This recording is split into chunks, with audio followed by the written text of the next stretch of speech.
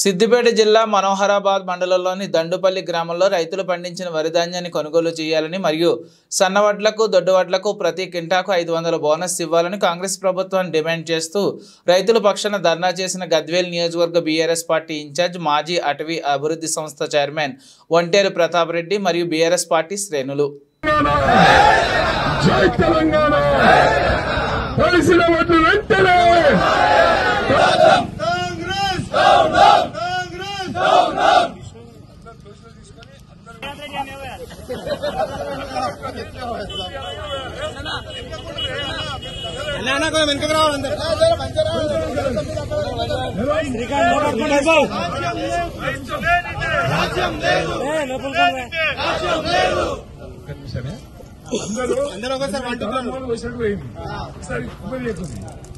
అందరూ మంచి కూడా వస్తుంది.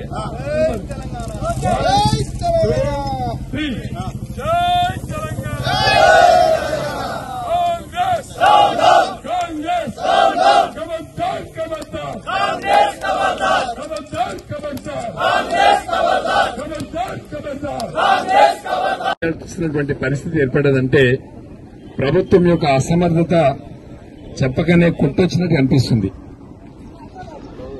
వాస్తవంగా చెప్పాలంటే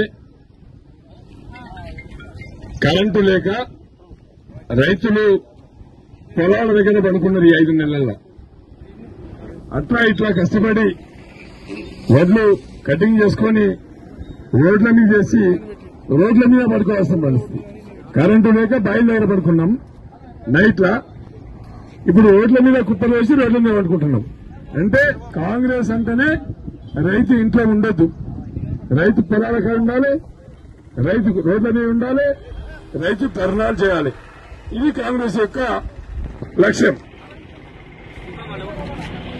కాంగ్రెస్ పార్టీ రేవంత్ రెడ్డి గారు సన్న వడ్లకు 500 బోనస్ అంటుండు.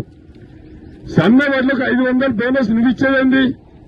ఆల్రెడీ ట్రేడింగ్ లో 27-28 నుంచి 3000 దాకా ప్రైవేట్ వాళ్ళు సన్నబొట్టు కొంటున్నారు. 500 నిలిచేదండి. ఇలా దొడ్డు వడ్లున్నాయి. యాసంగి పంట అంటేనే దొడ్డు వడ్లుంటాయి. యాసంగి పంటలో దొడ్డు వడ్లు నువ్వు కొనని చెప్పు, నువ్వు ఇయ్యని చెప్పు, కానీ సన్న వడ్లకి ఇస్తా దొడ్డు వడ్లకి ఇయ్యంటే పండించేదే దొడ్డు వడ్లు. రేవంత్ రెడ్డి గారు మేడి బట్టి దున్నుంటే వ్యవసాయం చేస్తుంటే ఆయన నిజంగా అర్థమవుతుండే. వ్యవసాయం యాసంగిలో ఎట్లాంటి ఓట్లు వస్తాయి, వర్షాకాలంలో ఎలాంటి ఓట్లు వస్తాయి తెలిసి ఉండేది.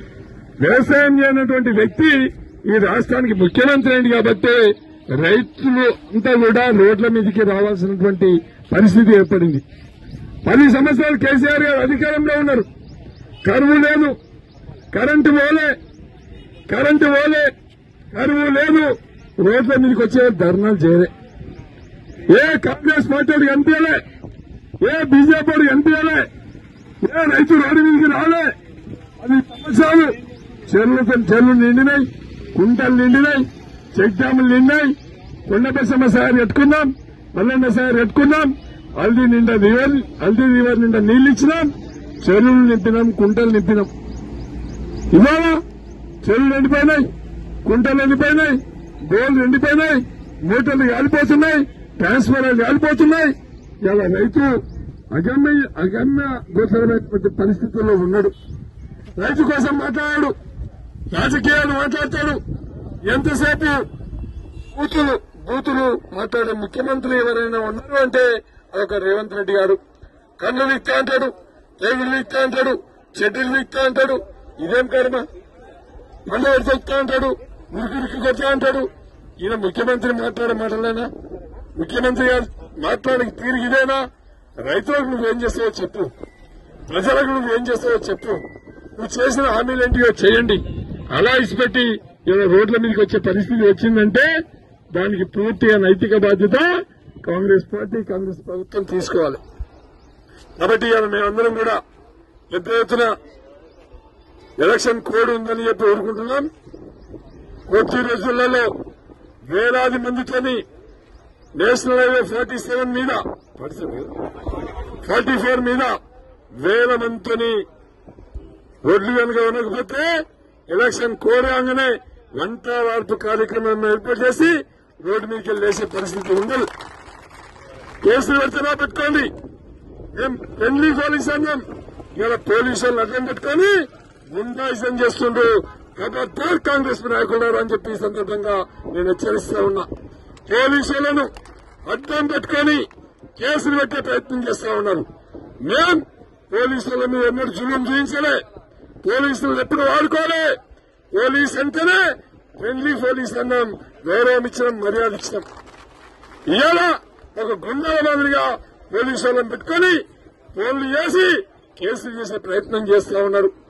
ఇలా తిప్పలు ఉన్నోళ్ళు, దొంగతనం చేసేటోళ్ళు, ల్యాండ్ క్రాపర్స్, వ్యాపారాలు చేసుకుంటోళ్ళు, దట్టబాజు పనిచేసేటోళ్ళంతా పార్టీలు మారొచ్చు. అయినా భయపడే సమస్య లేదు.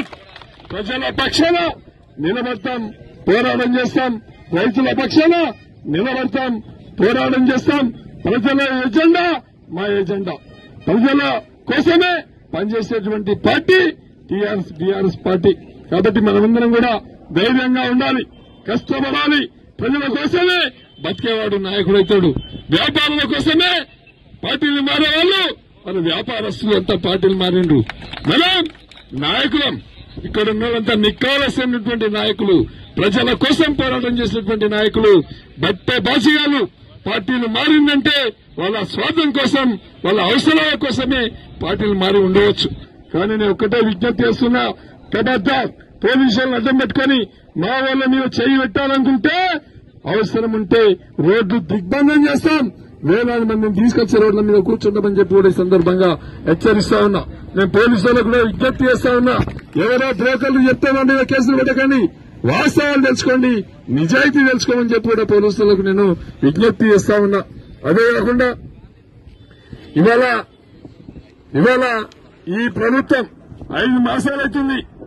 ఏం చేసిండ్రు? నిన్న భూముల రిజిస్ట్రేషన్ల పేర్లు కూడా రైతుల యొక్క భూముల్ని కొనుక్కుంటే అమ్ముకుంటే రిజిస్ట్రేషన్ వాల్యూ కూడా పెంచే ప్రయత్నం చేస్తా ఉన్నారు. అన్ని దగుడుబాజులను ప్రింట్ చేస్తా ఉన్నారు. కాబట్టి మేమందరం కూడా ఇలా రోజు ఒక మండలం చేస్తున్నాం. నిన్న గజ్వేల్ చేసినాం, ఇవాళ ఇక్కడ చేసినాం, రేపు ఇంకో మండలం చేస్తాం. ఇట్లా కంటిన్యూ రైతులు కొనే వరకు కేసులు ఎన్నో పెట్టుకోండి. రోడ్ల మీదనే ఉంటాం, తప్పకుండా మేము పోరాటం చేస్తూనే ఉంటాం. కాబట్టి రైతులందరూ కూడా మేము రైతుల పక్షాన నిలబడతాం. అదేవిధంగా ఈ రోజు ఈ కార్యక్రమాన్ని ఏర్పాటు చేసినట్టు ఇందులో పాల్పంచుకుంటున్నటువంటి అందరూ కూడా పేరు పేరున ధన్యవాదాలు, కృతజ్ఞతలు తెలియజేస్తా ఉన్నా. జై తెలంగాణ, జై తెలంగాణ.